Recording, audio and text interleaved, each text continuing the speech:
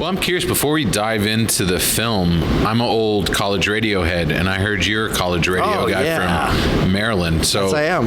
I'm curious, when you jumped to like public access, what was that change like for you? It must have been like life-changing. Straight from college radio to like taking over a freaking TV station.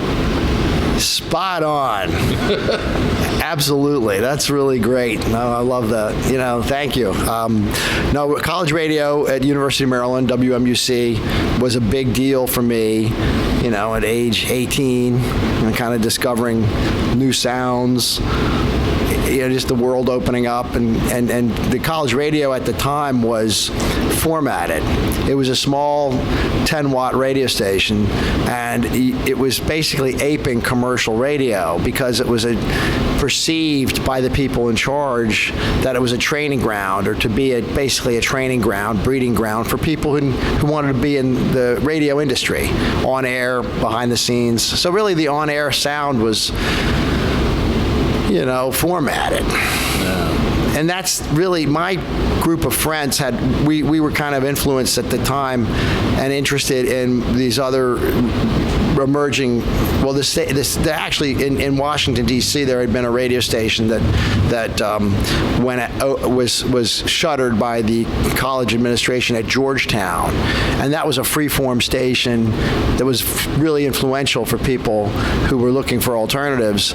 And we thought we should maybe try to fill that void for the freeform programming where DJs could play what they wanted. Yeah. So it really was. I wasn't stepping into that when I started. We kind of built that. We eventually were able to get rid of the formatting by people getting involved and just the usual, political rigmarole of a college radio station, infighting. I don't want to go too far into the weeds here, but if you were, people, I'm sure you had experiences like that, differing opinions, etc. And we ended up getting that freeform station we aspired to, and that was really great. It was clearly a huge influence for me and a great, opportunity to, even at that young age, try to explore what was informing me and interesting me. So that was college radio for us, and just like I'm sure for you, a chance to experiment and do everything. Exactly. Well, so I was there for 4 years, and I also had wanted to become. I wanted to work in the music industry. I wasn't interested in being on air talent or a radio person. I was interested in the recording industry and maybe getting behind bands that I liked, but the industry as it was at the time was not promoting the music that I liked. So I really just kind of tired of that vision, although concurrently I'd always loved film, the visual medium.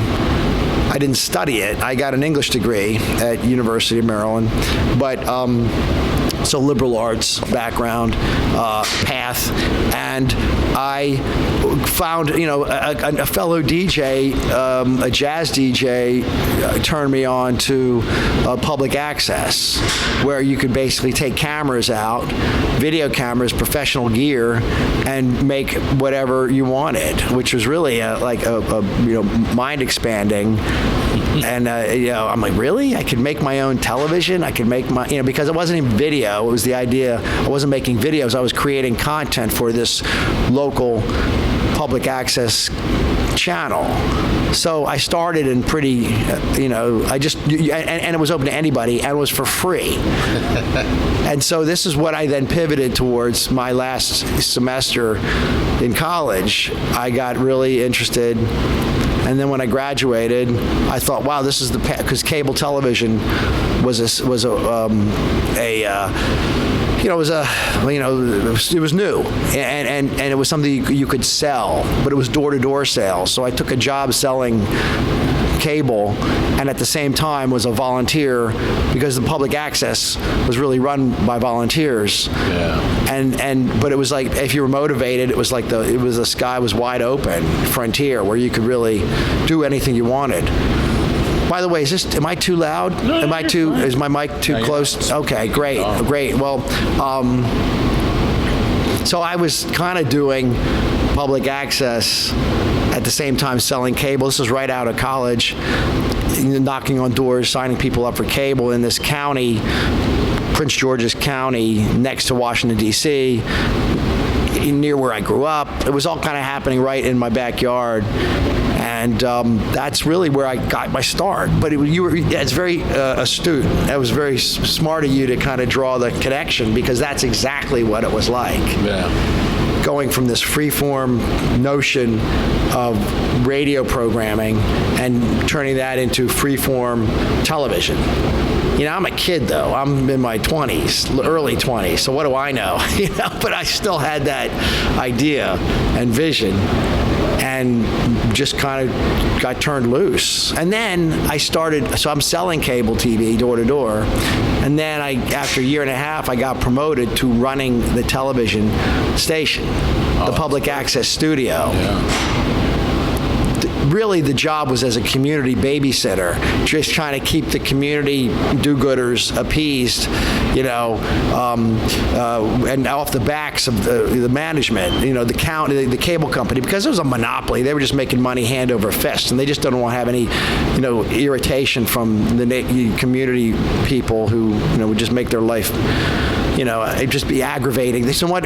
So it was like if they started making noise for whatever reason, they said, well, we're offering television, community television. Come make TV, come do programming, do something on air. That was kind of how it was, and I was my job was just kind of as the person to navigate that and train people, let them come in and use the equipment, and at the same time, though, I had access to the cameras and could do whatever I wanted. I mean, in hindsight, I should have never turned the cameras off. I should have just been taping, doing whatever, gathering all sorts of footage, because that was in the days before cameras and video cameras are in your back pocket. Yeah. So you could do it. So I managed to be somewhat prolific.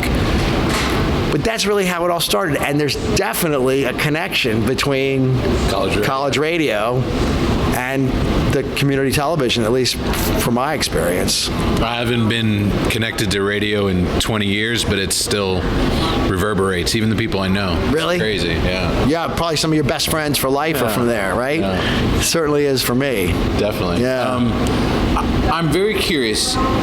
Y'all three call yourselves, you curated this film. Right. Can you explain that? Because the amount of footage Fugazi's gathered, not their shooting, but just fans. Can you talk about this archive and this whole thing that y'all were able to look through and kind of piece together? This is fascinating to watch this. Thank you. It was a real kind of exciting kind of path to getting to this, only because it was very condensed. It was really in just a several month period. I was convincing myself, I thought it was only like a couple months. I went back and checked my notes, and it really was maybe almost a year, not quite, maybe 8 months, that where I first pitched Ian Mackay on doing this kind of presentation, which is basically a recreation of the Fugazi experience, the live Fugazi experience. From show one. Pretty much. Yeah. And what happened was, so I had this idea. I'm from Washington, D.C., Maryland suburb, but I've lived my life there and created my body of work from there. And I've always been an admirer of what, Discord Records, I came up with them, college radio. Yeah. It was 1980, 81. 82, 83. So this is when Discord is emerging, becoming a thing. So, and we're in radio, so of course we're playing this music and being fans of the band. And there's just there's a real interconnectivity. But I had never worked with Ian or Discord. I'd never done any video. We all knew each other, and we had a mutual admiration. But this was the first time I really worked with him, And I'm not a musician, but I'm a consumer at that point. I'm not in a band or anything. But the thing was, I was able to build my own body of work, and they were certainly flourishing. But I was working on a documentary about a local band from the 1970s who didn't make it, called The Raz, and I was a fan of theirs. I caught the tail end of their trajectory, but they kind of flamed out in '79, and I ended up making a film. I'm still doing it, but that we're finishing. But and that's like a locally famous band, you know, and I was going to have a screening for this, and I had this idea of creating a series of programming for AFI Theater in Silver Spring that would be kind of a rock doc thing, and I would kind of end with my film about this band, The Raz. This film I did with a guy named, and we're doing with Richard Taylor. It's the two of us working on this. But I was going to have this locally famous local band, and then I had the idea of like, well, let's do something with a globally famous local band, and Fugazi specifically because it was the 20th anniversary of their last live performance. And I just thought, well, okay, we'll show something, and we'll show Instrument, the documentary, program Instrument. And which is fine. And I pitched Ian, asked him. He thought, fine, great, happy to do it. You know, who doesn't want to see your work on a big screen? Because it's a big theater, it's with a big screen, so that was appealing. But then, I don't know, I just kind of was revisiting Fugazi's, you know, history and online presence, and you're seeing all this remarkable, really just terrific, unbelievably powerful, energized live performances. And I started thinking, God, everybody had cameras. Not everybody, I shouldn't say that. The access to cameras was, you know, it was available, home video. People had home video cameras. Families had video cameras. And I just was like, wow, look at all this, because so much of it was online on YouTube.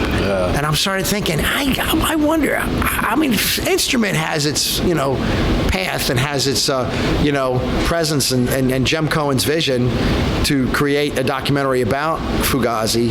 But I just had this notion of like, what would it be like to just kind of recreate the whole live experience for people who remembered it, like for the nostalgia trip it is, and then for people who'd never seen them. Yeah. And I'm like, hey, man, this might work. And of course, I pitched Ian, you know, because he's kind of the gatekeeper for all things Fugazi, at least with the archive and online, whatever, Discords. He's the one I had to go to first and primarily. And he liked the idea, but as long as he didn't have to do any work. And that we really paid attention, that it was really about the people that filmed it, not about the band. It wasn't really a piece about, it wouldn't be about the band per se. I mean, of course it was, but it was still really paying tribute to the people who had the initiative on their own to bring these cameras to shows and tape them. And that was really how it was built, and which was fine. I thought it was a great idea. It was important to him. It made sense. It really was kind of a different look at the story, at least as far as any kind of narrative, documentary narrative, because the performance is one thing. You can just, you know, have clip after clip. Yeah. And really, we were just going to do that, have a slate clip, just explaining who shot it. But then, and I must say, I had the idea, but this would not exist without the people that I enrolled and you know, signed on with. You know, we had a mutual thing going because they bought into it right away. They really liked the idea too, and I couldn't do it myself. That's why it's not my film. It's all three of us that did this. You know, Joe Gross I went to pretty much first because he really speaks Fugazi. He's the one who wrote the book, that 33 and a third book on the Kill Taker, and he's the you know, really the authority, the person I considered the person who would help. It's really the history of the band. I mean, it's the total. Yeah, he would really kind of show. He really knew the stuff much more than I never, you know, put myself forth as the person who really knew the story. I mean, I did superficially, but not. I wasn't. You know, he was really embedded and knew that. Yeah, he was the person to kind of to help me create an outline and a blueprint to really the architecture for what this became. So I brought Joe in, and then you got Joseph Pattisall, a local Washington area filmmaker who I knew had worked with on some stuff, but I really wanted to work on a big project with Joseph. And I pitched him, and he right away, he's like, you know, let's do it. And he's the one who has all the gear, knows how to, you know, he's a brilliant editor, knows, you know, gear with the camera, he knows how to shoot. is a shooter and is an editor. Great, has made documentaries, feature documentaries. He's very prolific. Music videos, really speaks fluent music, punk music, and he was the person who really was instrumental in making this fly, because because a lot of this footage needed to be. We had to transfer a lot of tape. The idea was we were getting source footage. We wanted to get source material from the filmmakers themselves, and a lot of that's on God knows, ancient formats. So you needed to have. So Joseph has all the analog equipment to transfer stuff, and also Joseph had already talked to Ian. Ian knew Joseph. He made a documentary called The Legend of Cool Disco Dan, which is really worth checking out. He's prolific too. And so Joseph he had told Ian always, if you ever had any tapes you had that you wanted transferred, happy to do it. So Ian knew that had that Joseph's invitation. So we kind of went to Ian and said, look, whatever you have, we'll transfer it. And he slowly started letting us do that. So anyway, this thing was how I built it. But I kind of recruited everybody. We all teamed up. Ultimately, Ian then got more involved as it really grew. I will say it was only supposed to be a one-off. The whole pitch was just to do it. We were going to do this one-time only thing. Now, I knew Fugazi would sprout legs. I mean, I knew that, but I couldn't anticipate that because we still had to make it. I was confident that I didn't know if I'd be sitting here screening it in Minneapolis, but the potential was there. But also, I just had we had to still make it and get Fugazi and Ian, the band, get their approval and interest and support. And ultimately we were able to do that, but it was a journey to do that. Real compressed time frame. I could go on, and I apologize. No, I will it. Talk till tomorrow. Let me ask this. So please interrupt me. Please curious. With this process, doing this in 8 months or so, which is really not a lot for this type of doc. Right. Knowing that what you've done with the parking lot series, where you've turned that into a full series, and you've changed it into multiple things. The Harry Potter coming all the way, you've completely changed it. Is there any potential, maybe not Fugazi the whole way, but other DC bands, other great Maryland, iconic elements like Fugazi? Will you do this again? Hope so. Yeah, right? Because it was a lot of fun, I gotta say. As intense as it was, because it was, it was a lot of work. I couldn't have done it. This wouldn't have happened, like I say, without Joseph. Herculean effort with a tight schedule, because he had a job we had to finish it early. I've never finished anything early, ever. It had to be done 2 weeks before he had to go away to England to work on a project that he was committed to. And I was like lost. I couldn't believe it. I'm like wandering around the theater. I'm usually stressing at a premiere or something, or just running in with the finished product, minutes before it goes on screen. So we got it done a couple weeks in advance, which was better for everybody involved. But I was just didn't know what to do. Anyway, I don't want to go too far into the weeds here. Yes. I hope we can do a sequel even, or there's clearly, if not other bands,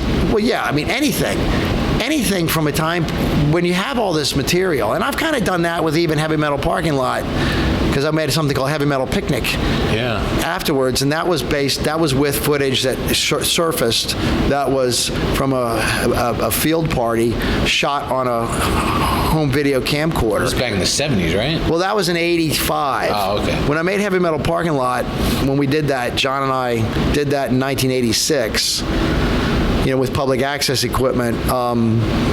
It still was rarity to be running around with a camera. You schlepped the TV cameras? What's that? For big cameras for Heavy Metal Parking Lot? Yeah, public access cameras. How'd you think we made that? That's freaking hilarious. What'd you think? We had like a home video, like VHS? That's not 86, no. Yeah, 86 would have been VHS, sure. It would have had, in fact, that's what Heavy Metal Picnic was a VHS camcorder. Heavy Metal Parking Lot was these big, clunky, 3/4-inch U-matic cameras and a deck. Professional news gathering quality material, that John and I wandered around the parking lot with. I mean, I wish there was a photograph of us, or I wish we had turned the camera on us. I really wish that, but we didn't. Who knew, you know? But yeah, it was a real oddity in that scenario, even if you had any kind of camera. But that's the thing about, you know, at the time period. So having cameras. Anyway, again, I'm going to just rein me in, man. Just bring me back to, like, poor Deb. You got to edit this? You're like, sorry, man. Sorry. Well, we do long form, so I love it. I'm curious, being able to show it, I mean, we're about to show it outside of the hub, Maryland, D.C. Right. What are you hoping people gain? I mean, Fugazi is a little different story. I mean, like, every major band kind of references them. I mean, I'm a huge Pearl Jam fan, and I know Fugazi because they're fanatical about Fugazi. So right. It's like, how do you think it'll play? Outside of the home base? Yeah, what are you hoping? Well, we've done it a couple times, and it's always done, you know, it's mainly fans, you know, and maybe some people who are curious or heard about it. I mean, even, look, most of the music docs, I mean, some people just will wander in off the street, but I think everything is real niche and people that are, that community. So you have fans that are, so you've already got them on your side, they're interested in it. And Fugazi, like, if I were to show the band that nobody's heard of, I don't know. But Fugazi, everybody's heard of, fans of, friends of, familiar with. So I think it's played well outside of home base. Now, home base is where we premiered it and had several sellout screenings, which was very gratifying. And the response was great. We even had a small theatrical run at the theater just because the demand was there. But also that was all of a sudden, you know, when you're having multiple shows a day, you know, there's a couple screenings with 10 people. So that's humbling, but that's how it is. I was just real happy to have these real big crowds because it's a fun experience. Any kind of music doc, most music docs, when there's concert footage or even if it's a concert film, I mean, it can be really absorbing and, you know, a spirited, almost recreation of that live thing, and especially if it really works. I mean, that's fun. It's great fun seeing it in a crowd with a group of people. So that's great, and I'm anticipating that today. And we had that with in other cities. We were in New York, Philadelphia, Harrisburg, PA, LA, San Francisco, Yellow Springs, Ohio, and everything's been well attended and well received, from my understanding. I don't go to all the screenings. Joseph's been to some, Joe Gross has been to some, and it's great when we can all be together, but we're happy to, you know, whatever, if we can be there, such as the case now in Minneapolis, you know, I promise I won't talk this much if you come to the live show and see it. You know, this is my opportunity to grandstand here and, you know, well, Jeff, carry on. So. I'd love to give you a chance for more people to find out about all your work, because the lovely thing about your work is a lot of people can see it online. Can you share with us your site? Oh, come on. Yeah, please. Yes. I mean, I do share everything online. I really think just about everything, and you know, when there's junk up there, just whatever, inside jokes. I mean, you know, it's YouTube. I made the unfortunate mistake of creating too many YouTube channels, and I can't remember some of the passwords. So I've always wanted to have some organization. But anyway, you can find portals to. I have a website, jeffkrulik.com, and I have Vimeo. I have a Vimeo page, YouTube. You know, Maryland Public Television shows one of my films on the town I grew up in, Bowie, Maryland. You know, some Vimeo's easier. That's where I have Led Zeppelin played here on Vimeo. But yeah, YouTube's got, I mean, heavy metal parking lots everywhere. It's, you know, people share it, and, you know, I'm flattered. I mean, we gave that away early on, so it's like, you know, we've had a great run with that, and that's going to be 40 years old in a couple years. Yeah. Can you believe that? That's wild. I can't, you know. But then,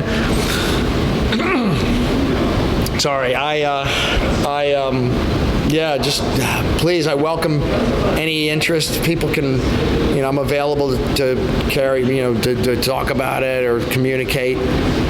If I don't write you back, please follow up again. I get overwhelmed with too many things coming at me, whatever, email. I'm still an email guy, and nobody emails. Everybody's texting or messaging or what have you. But no, everything's out there. I think, and you've seen a lot of this? I've seen a lot. That's great. That's really. Led Zeppelin was freaking amazing. Oh, thank you. It's a wild story. Thank you. No, thanks. Appreciate that. So you've really done a good thing. You're interviewing all the filmmakers here. Mm-hmm. For Sound Unseen, we're the official team. So last few years we have been. We've known Jim a while. Oh, that's great. But yeah, Jeff, no, I'm. This is cool. I love talking about it, as you can tell. So I really appreciate it. I really, really appreciate it. I mean, and this film is an interesting one. It's a bit of a odd beast because it's 3 of us made it. 4 if you include Ian as but I shouldn't say that. He was involved. We made it, and he, defers to us as the filmmakers, but his contribution and the band's contribution, every member, Brendan did a remarkable thing because pairing up the Fugazi live sound, Fugazi live recordings, matching the audio to our video content when possible, because you're not going to get the best fidelity from YouTube YouTube audio, excuse me. So that's great, and he did an amazing job. So everybody, they all contributed. They were all very supportive. And then all the filmmakers themselves were all very generous, and because they dug out their original source tapes and sent it to us so that we could up-res it and use that, digitize it rather, and that huge factor. And it's really funny, and I'll tell this at the screening. Phil Casaro is somebody who filmed the Richmond, Virginia concert on mini DV tape, sent the tape to Ian. Early 90s, mid 90s, never heard from Ian. It's whatever. It went into his he didn't even know what was on it. So we find this great performance, he wants to use it, and he calls Phil out of the blue, almost 20 years later. It says, hey, I have this, can we use it? So Phil was floored and flattered and, thrilled, of course, to be included. But that's just the kind of thing that it was like, we were able to find these performances, and they're real gems that we could then include, forgotten material, and apparently there's a lot more to go through and to possibly find more material, and so that was a real neat thing. Well, it's important because it's important for most of the music we listen to today. It's a historical find. So, Jeff, thank you. Hey, thank you. Really appreciate it. This was great. You did a hell of a. Thanks. You did a great.